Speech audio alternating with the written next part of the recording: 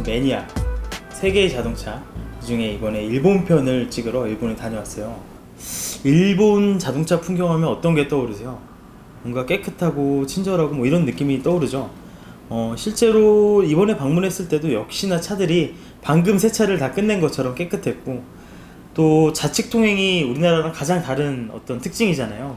그러다 보니까 운전석이 우리랑 반대 방향에 있는 거, 이번에도 역시 색다른 부분이었고요. 아스팔트도 마찬가지예요. 방금 깐 것처럼 언제나 까맣고 차선은 하얘서 대비가 굉장히 또렷하고, 아스팔트 입자가 우리나라랑 달리 굉장히 두꺼운 것도 큼직큼직한 것도 특징이었습니다. 일본 도쿄 나리타 공항에서 내렸거든요. 그래서 이제 호텔까지의 거리가 꽤 되기 때문에 호텔까지 한 60km 정도 떨어져 있어요. 그래서 그 공항 철도를 타고 신주쿠까지 와서 신주쿠에서 택시를 타고 파크하야트 호텔로 향했습니다. 자, 일본은 아직도 토요타 크라운을 택시로 사용하고 있어요. 겉모습만 보면 아주 옛날 차 같은데 아직도 신차로 나오고 있는 최신 모델입니다. 마치 그 G바겐을 보는 느낌이 좀 들어요. G바겐. 그리고 일본에서 굉장히 독특한 거는 자동문이 있다는 거. 자동문. 자동문. 크라운 컴포트라는 모델입니다. 크라운 컴포트. 트렁크는 자동이 아니네요. 평상시에 택시를 얼마나 깔끔하게 관리하는지 볼 수가 있죠. 이런 걸 보면 먼지털이개나 고무장갑, 타월 같은 거를 이렇게 트렁크 뒷부분에다가 걸어서 다니는 기사님 대단하시네요. 택시를 좀 더 잘 느껴보기 위해 옆자리 탔어요. 여기 앉으니까 이제 내가 운전해야 될 것 같아. 무인 자동차를 타는 것 같아. 운전 여기서 해야 될 것 같은데. 자, 일본은 택시 기본 요금이 무려 7,300원부터 시작합니다. 모험 택시인가요? 우리가 탄 거? 일반 택시인가요? 저희가 탄 거 일반 택시입니다. 야, 일반 택시 요금이 이렇게 비싸면 일본 서민들은 어떻게 생활하나요? 워낙 비싸서 이제 택시는 진짜 바쁠 때 아니면은 안 타는 것 같습니다. 그 우리가 탄 택시는 토요타 택시인데 무려 34만 킬로를 주행한 토요타 크라운 컴포트라는 모델입니다. 일본 사람들은 절대 끼어들기를 안 해요. 만약에 여기 우회전 차선에 서야 되는데 만약에 못 섰다 그럼 돌아가요. 그냥 딴 길로. 우리나라 같은 경우에는 저 앞에 가서 딱 쓰잖아요. 일본은 그렇게 하면은 뭔가 뒤통수가 엄청 간질간질. 일본은 언제나 올 때마다 느끼는 거지만 진짜 깨끗해요. 너무 깨끗해. 중국이랑 완전 달라. 그리고 중국은 여기 이렇게 서 있으면은 벌써 빵빵 소리 장난 아니야. 여기 만약에 중국이었지? 저 두 사람 헬멧 안 쓰고 있어. 맞아요. 큰 차이점이. 헬멧 절대 안 쓰고 있어. 저 빨간 불이 광고가. 아스팔트 입자가 상당히 두꺼워요. 그래서 이렇게 달리다 보면은 로드 노이즈가 많이 들어옵니다. 그 대신 우리나라 도로 보면 울퉁불퉁하잖아요. 그런 건 없어요. 우리나라랑 그 가는 방향이 달라서 헷갈립니다. 이렇게 보고 있으면 충격적인 사실을 발견했어요. 가솔린이야, 가솔린. 당연히 디젤 엔진인 줄 알았는데 가솔린 엔진을 쓰고 있습니다. 와, 어쩐지 뭔가 부드럽다 했어요. 차가 연비 진짜 안 나오겠다. 저희 그 호텔 셔틀 버스도 그렇고 우리나라로 치면 스타렉스급의 봉고차들 있잖아요. 그런 차들이 물론 디젤도 있지만 가솔린 엔진을 더 많이 써요. 되게 좀 신기한 거죠. 사실은 일본은 일단 주유소가 휘발유 값이랑 경유 값이랑 가격이 거의 차이가 없어요.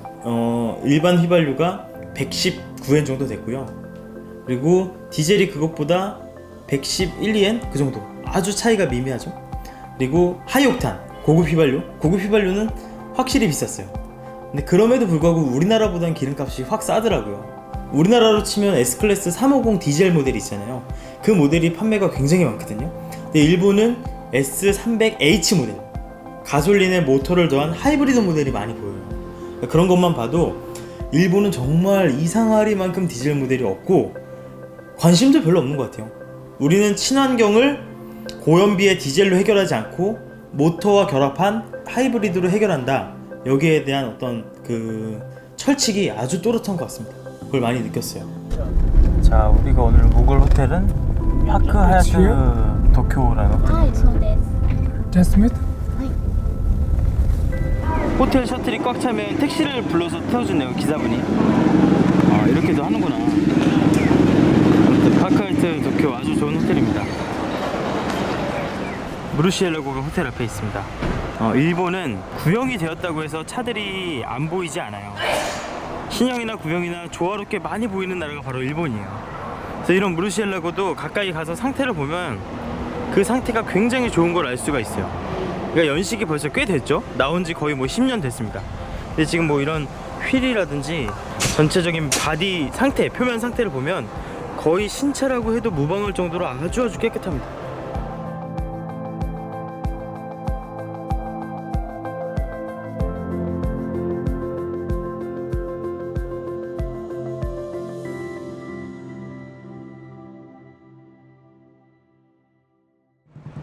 일본도 윈도우 틴팅이 불법이에요. 그러다 보니까 이렇게 1열 유리는 투명하게, 2열 유리는 프라이버시 글라스로 많이들 다녀요. 쟤는 왜 시동을 끄고 저렇게 가지? 무슨 일이지? 아, 길 건너려고.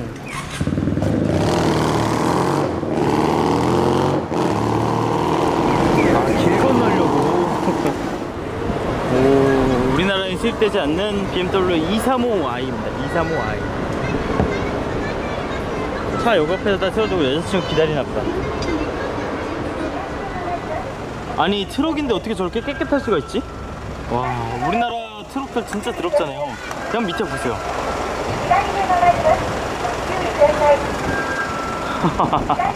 참, 진짜. 외건.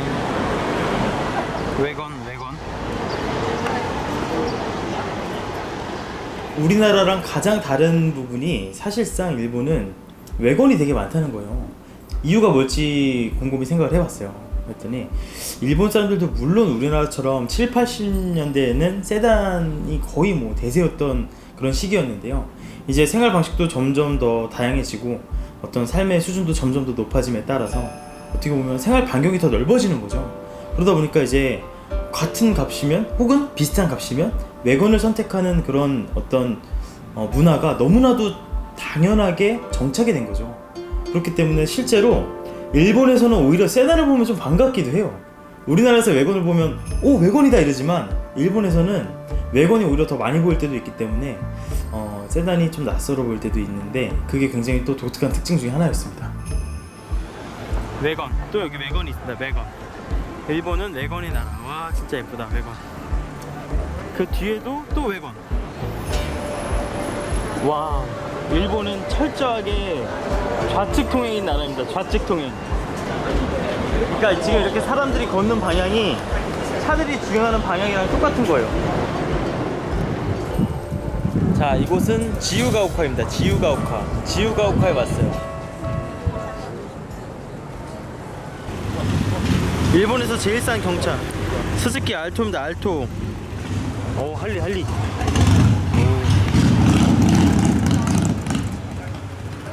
중국에선 다 모터로 가는 스쿠터밖에 없었는데 그 워낙 대기가 깨끗해서 그런지 몰라도 뭐 굳이 모터로 다니는 스쿠터를 안 쓰네요, 일본은.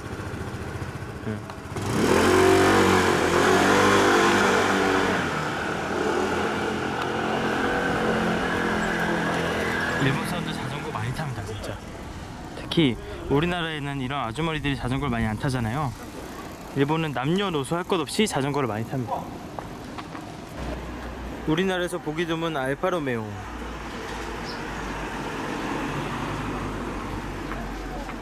운전석이 어디 있는지 봐보세요. 운전석이 우리나라랑 같이 왼쪽에 있어요. 왼쪽에. 그러니까 일본 사람들은 왼쪽에 있는 운전석을 더 좋아해요. 우리나라에서 상당히 보기 힘든 F355 베를리네타. 롤스로이스 팬텀이 있습니다. 롤스로이스 팬텀.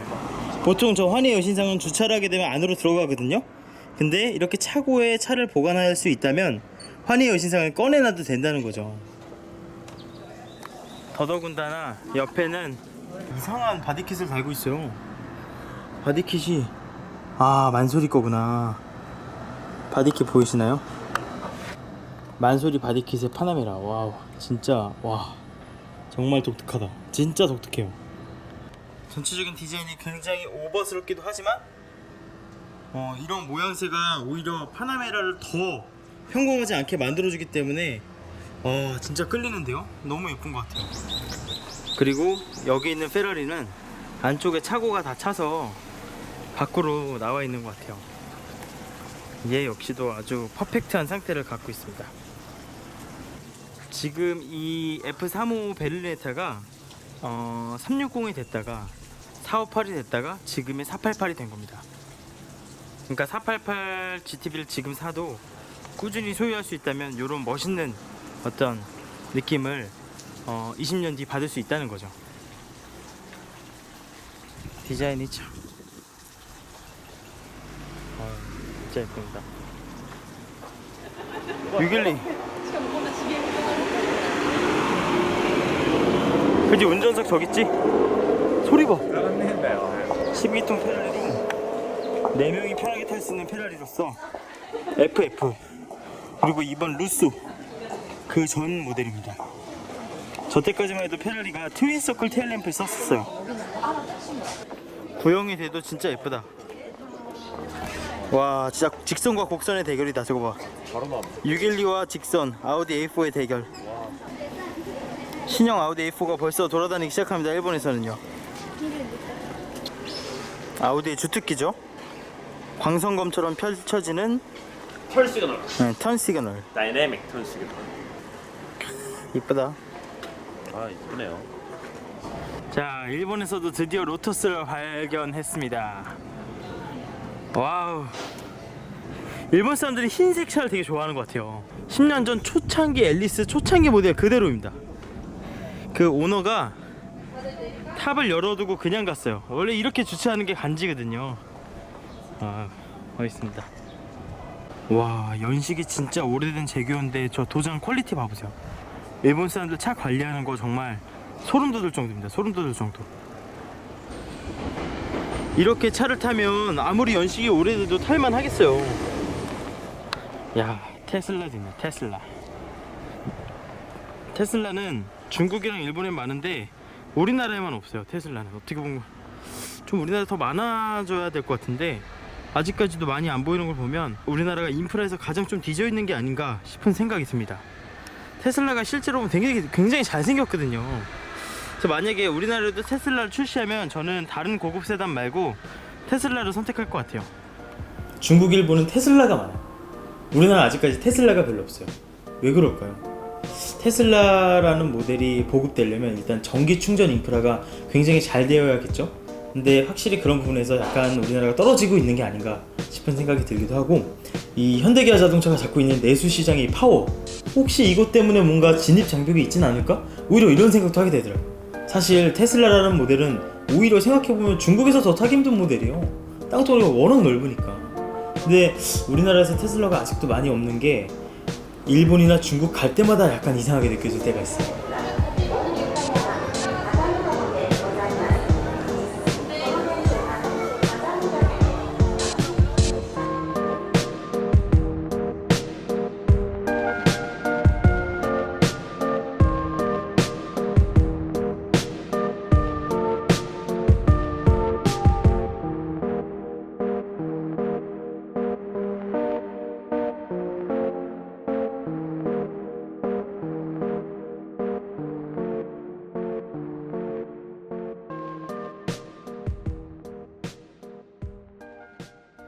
일본 택시도 마찬가지로 여기 칸막이가 이렇게 있어요. 칸막이가 있는데 그래도 왜 칸막이 굳이 이렇게 하고 왜 굳이 칸막이를 했을까 싶네. 그리고 저 시트에 있는 저 원인 모를 레이스 장식이 있는 게 특징이 이게 왜 있는 걸까요? 무슨 식탁보도 아니고 공통적으로 있습니다. 일본 택시. 사이드미러가 저기에 있으면 좀 불편할 것 같거든요. 근데 모르겠습니다. 저게 실제로 얼마나 편할지는. 마츠다 RX-7. 아 정말 예쁩니다. 여기서 봐도 시간이 오래 지났는데도 불구하고 굉장히 예뻐요. 로터리 엔진의 대명사죠. 로터리 엔진. 자, 저기 또 다른 일본의 전설적인 스포츠카가 있습니다. 바로 닷선. 지금의 370Z 혹은 GTR의 전신이 되는 닛산의 스포츠카죠. 페어레이디입니다. 페어레이디. 디자인이 지금 봐도 전혀 어색하지 않아요. 약간 레트로한 느낌도 들면서 어떻게 보면 또 굉장히 클래식하면서도 또 어떻게 보면 또 모던하기도 합니다. 옆에 엠블럼이 보이죠? 페어레이디 Z. 무엇보다 이 차가 예쁜 거는 비례예요. 비례. 앞이 길고 뒤가 짧은 이 특유의 비례감이 굉장히 예쁩니다. 지금 봐도 너무 깔끔하고 너무나 예쁘지 않나요? 라인들이. 이때 일본 차들에 비하면 지금 일본 차들은 디자인이 굉장히 많이 아쉽죠. 사실 디자인을 이렇게 잘할 줄 아는 사람들인데 지금의 디자인은 너무 길을 못 잡고 헤매고 있는 것 같습니다.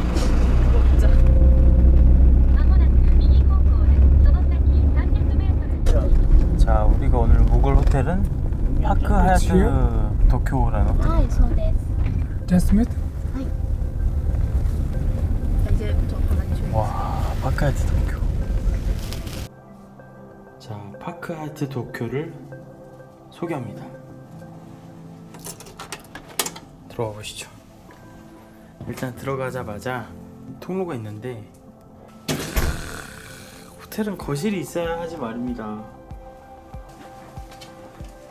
이 침대 사이즈 왜 이렇게 넓어? 대박. 와. 대리석인데 전부 다 대리석. 자, 한 가지 독특한 건 커튼을 걷었을 때 저 앞에 저기 있죠. 저기 날씨가 맑으면 후지산도 보인대요. 저쪽으로. 저희가 묵는 파크 하얏트 도쿄 호텔 바로 옆에 BMW 전시장이 있어요. 이 시리즈 컨버터블 모델이 있네요. 저거 우리나라에 들어오면 은근히 많이 팔릴 것 같은데요. BMW 220 까브리올레 럭셔리 1 시리즈에서 굉장히 잘생겨졌고요. 그리고 소프트탑이 있기 때문에 언제든지 오픈 에어링을 할 수 있다는 장점이 있겠죠. 우리나라에 들어오면 많이 팔릴 것 같아요. 은근히. BMW 엠블럼의 변천사가 나와 있네요.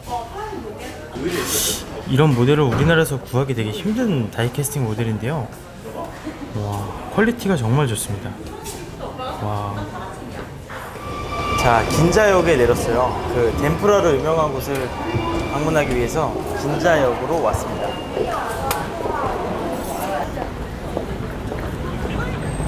확실히 일본도 수입차가 많아요. E클래스 까브리올레 탄 아저씨 멋있네요. 큰 트럭이 도시 한복판에 들어가고 있습니다. 와. 자, 메르세데스 벤츠 A 클래스 굉장히 독특하게 생겼죠? 원래 A 클래스는 저렇게 생겼습니다. 오, 클래식 미니. 상태가 진짜 좋네. 컬러도 기가 막힙니다. 와우. 깨알 디테일, 가죽 디테일 봐요. 도장면 상태도 완전 좋아요. 몰딩이나 그 몰딩을 감싸는 고무, 그리고 테일램프의 그 피스 하나들까지 다 새거예요. 야, 실내까지도 완전 상태가 좋습니다. 예뻐요, 예뻐. 와, 카마로 한때 엄청 유명했던 모델이죠, 그죠? 와, 사이드미러 이 디자인 한번 봐보세요. 독특합니다, 진짜로. 우리나라는 신차가 나오면은 그 차들이 금방 사라지거든요. 근데 일본은 구형 모델들도 굉장히 상태 좋은 모델들을 많이 볼 수가 있어요. 그게 일본 자동차 풍경의 특징입니다.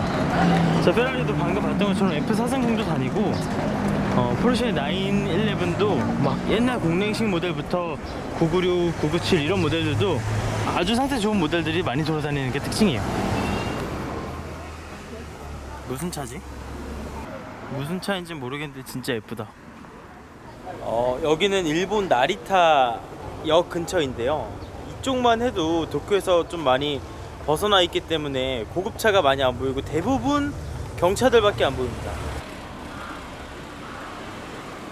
그 일본은 모르겠어요. 어쨌든 경제적인 부분을 제가 잘은 모르니까 일본도 마찬가지로 우리나라처럼 빈부격차가 있겠죠. 정말 도쿄에서 조금만 벗어나는 순간 경차 천국으로 바뀌어요. 그 좋은 차들이 다 어디 갔는지 보이지 않을 정도로 경차들 천국이에요. 특히 일본은 경차한테만 노란색 번호판을 부여를 해요. 차들을 가만 보면 흰색 번호판을 찾기가 오히려 힘들어요. 좋은 차를 보러 가려면 무조건 도쿄를 가야 되고요. 도쿄를 제외한 지역은 대부분 일본 국민들은 경차를 선호한다는 것을 또 한 번 느낄 수가 있었습니다. 일본 사람들은요 정말 신기한 게요, 자기가 차선을 못 끼어들면요 그냥 갈 길이 이쪽이라고 하더라도 지나가요. 일단 지나가서 돌아가는 한이 있더라도 절대 남 앞에 끼어들지 않아요. 그러니까 그만큼 배려를 하고, 중국에서는 1분의 그 경적 소리, 빵빵 소리를 한 10수번 들었는데 일본에서는 1시간 동안 이 경적음을 한 2-3번 들을까 말까요. 네, 그만큼 완전 극과 극이에요. 극과 극이고 양보하고 배려하고 하는데, 오사카에 한번 갔을 때는 밤이 되고 그 대로변을 자세히 보면은 튜닝을 엄청 많이 한 차들이 가끔 엄청난 굉음을 내면서 위협적으로 달릴 때가 몇 번 본 적이 있었어요. 그냥 차들이 달리고 있는 그 교차로에서 불법으로 드리프트를, 무단 드리프트를 막 불법으로 하는 거예요. 타이어 연기 내뿜으면서. 사람들은 그것도 재밌다고 서 있고. 근데 더 충격적이었던 건 뭐냐면 경찰이 와서 제지를 못하고 그냥 가요. 그거 되게 쇼킹이었거든요. 근데 그만큼 뭐랄까 일본 사람들이 눈에 보이는 게 다가 아닌 것 같다는 생각이 들긴 들어요. 이게 대부분 다 친절하고 착하고 예의 바르고 할지라도 개 중에는 극단적으로 완전 반대의 성향의 사람들도 있구나. 좀 적응이 안 될 때가 있었죠. 오사카에서 그 불법 드리프트 봤을 때는 무서웠어요. 만약에 드리프트한 애가 실수를 해서 관중 쪽으로 덮치면 상상만 해도 끔찍한 거예요. 경찰도 못 잡고. 그런 어떤 이중성이 일본의 또 독특한 문화인 것 같아요.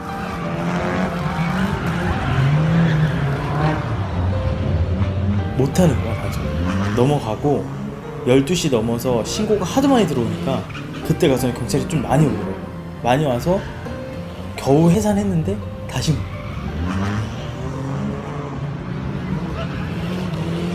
역시 일본은 경찰 나라예요. 경찰들이 정말 많았고요. 그리고 정말 그 자동차의 스펙트럼이 다양하다는 거예요. 외건도 있고 상태 아주 쌩쌩한 옛날 모델들도 많고, 그리고 질서도 잘 지키고 깨끗하고, 또 주차 이런 부분들도 워낙 잘 지키려는 그런 생각들이 확고하고 되게 그런 부분들이 인상 깊었고요. 하지만 그 와중에서도 그 불법 드리프트를 하는 장면들을 직접 보면서 목격하면서 과연 이 뭐가 진짜의 모습일까, 되게 그 친절하고 깨끗하고 예의 바르고 이런 모습과 위협적이고 막 무섭고 시끄럽고 이런 모습을 극과 극의 모습이 동시에 존재하는, 참 어떻게 보면 참 흥미로운 어떤 교통 문화가 있지 않나 그런 생각이 듭니다.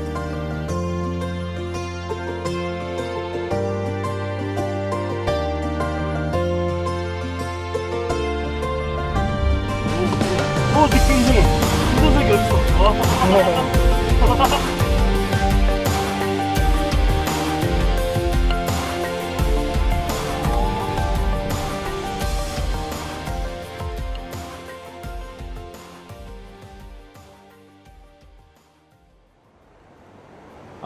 이게 지금 뭔지 아십니까? 여러분 이게 지금 뭔지 아세요? 대박이야, 대박. 이 인간의 엄청난 구조물, 이것이 도쿄타워의 꼭대기에 있는 볼트였습니다. 대단하죠? 이걸 찍으려고 아스팔트에 누웠어요.